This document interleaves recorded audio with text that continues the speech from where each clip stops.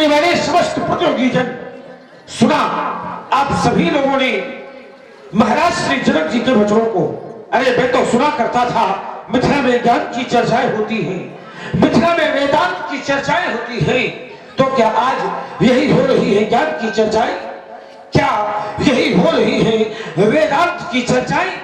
जनक ज्ञानी की घोषणा मेरी भली भात सुनी और जिनको माखे भिटमानी वीर विहीन मही मैं जानी।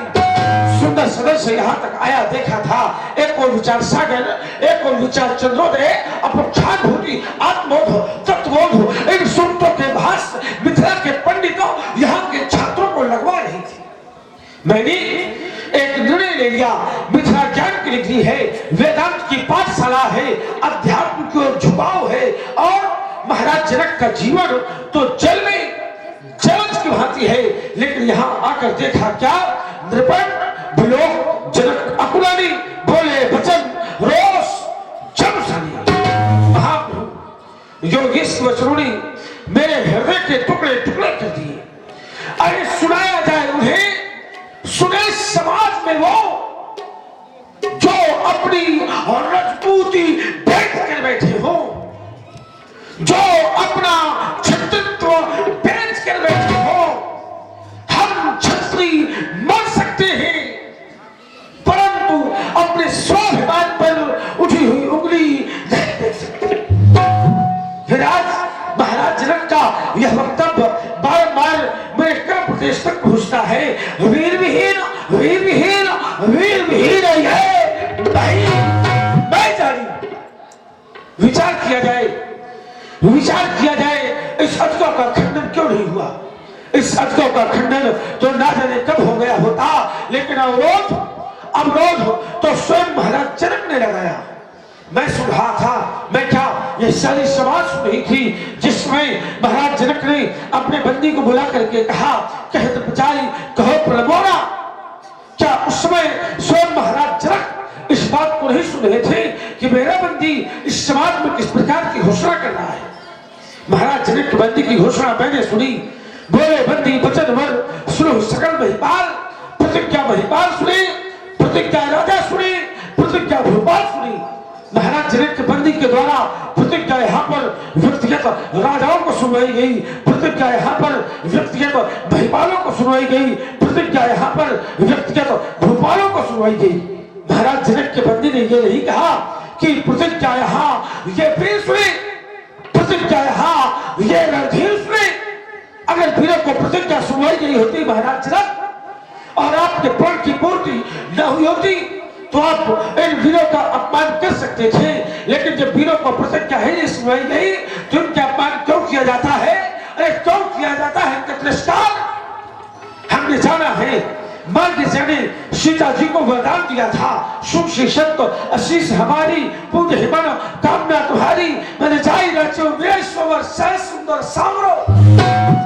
ज्ञान के लिए मिथिला ज्ञानी रहते मिथिला में, कहां चला गया मिथिला का ज्ञान? क्या कभी वरदान झूठे होते हैं? क्या कभी आशीर्वाद असत्य होते हैं? उत्तर मेरा नहीं, क्योंकि सिद्धांत कहता है अभिश्राप बदलते हैं, अभिश्राप बदलते हैं, लेकिन वरदान नहीं बदला करते। हृदय बदलती है लेकिन कर्तव्य नहीं बदला करते।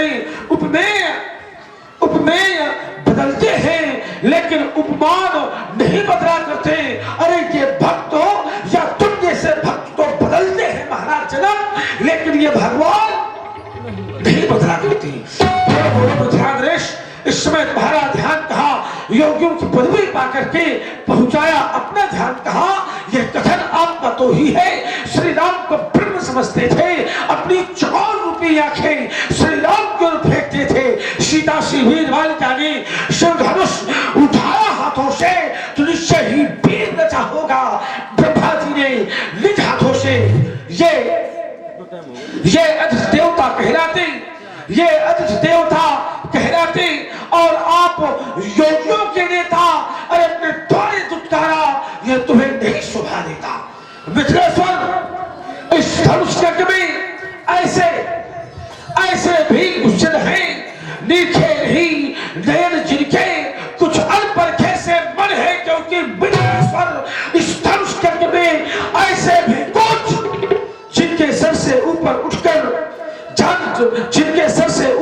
कर जान सका है हिमगिरी, और सिंह भी जिनके गर्जन से रहता है स्थिर, जिनके भूला से काटे जिनके आंदोलन है रस भावे वीर बाप रे, ऐसे भी गुजर है, ऐसे भी गुजर है जिनके सर है बड़े बड़े हुए, और धनुष गंभीर घोष से खिंच करके हैं हुए, जिनके दांत दूध के लेकिन काट बड़ी तीखी है, छोटे हैं पर बड़ों ने उनसे बल्कि वृक्ष सीखी है।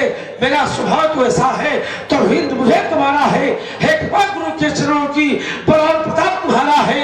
अभिमान अभिमान त्याग कर कहता हूँ आदेश आप कर पाऊं मैं, अभिमान त्याग कर कहता हूँ आदेश आप कर पाऊं मैं। तो ये सड़ा धनुष किस गिनती में, ये साला कच्चे घड़े समान से दम भर में फोड़ फाड़ डालूं, बरसाती मूली की तरह चुटकी में तोड़ तार डालूं, चल को थल कर दूं, ले आऊं तार सितारों को सुरमे की तरह पीस डालूं, ये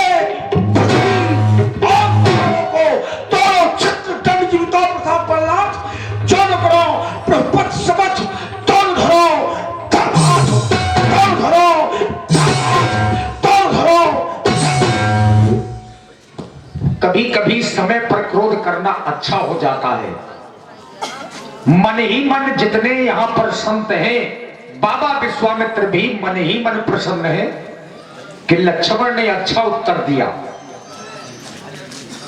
लक्ष्मण जी का क्रोध साधारण नहीं, जब क्रोध किया तो ये धरती डगमगा गई, डगमगाने लगी, डोलने लगी। लखन सकोप बचन चे बोले, डगमगानी मही दिग्गज डोले।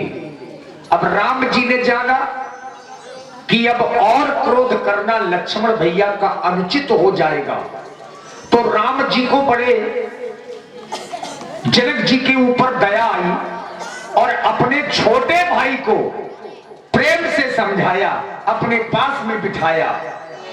सै नहीं रघुपति लखन निवारे, प्रेम समेत तो निकट बैठा दे।